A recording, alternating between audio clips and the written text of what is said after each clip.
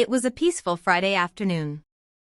Ahmed and Ali were sitting in the courtyard with their grandfather, Dada John, enjoying dates and milk after lunch. The boys were curious today and asked, "Dada John, tell us a story about the Prophet Muhammad." Dada John smiled and nodded. "All right, my dear boys. Let me tell you a beautiful story from the life of our beloved Prophet, one that shows his unmatched kindness and mercy." He began, "There once lived an old woman in Makkah who didn't believe in the message of the Prophet. Every day, when he passed by her house, she would throw garbage on him.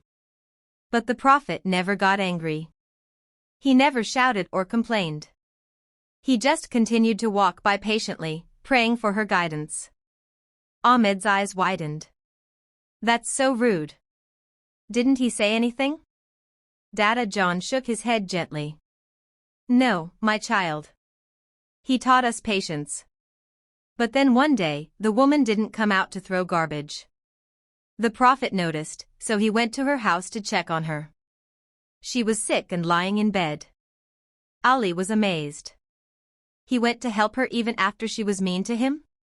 "Yes," Dada John smiled. When she saw the Prophet at her door with kindness in his heart, she was shocked. She cried and said, "You are truly a prophet of Allah." And she accepted Islam. The boys sat quietly for a moment, reflecting on what they heard. Ahmed finally said, "I want to be kind like the Prophet too." Dada John placed his hand on their heads. "That's the best thing you can ever wish for, to follow the sunnah of the Prophet. Always be kind, even when others are not. That is the true strength of a believer." That evening, Ahmed saw his younger sister drop her toys. Instead of ignoring it, he helped her pick them up. Ali gave his turn in a game to another boy who was sad. The Prophet's kindness had touched their hearts.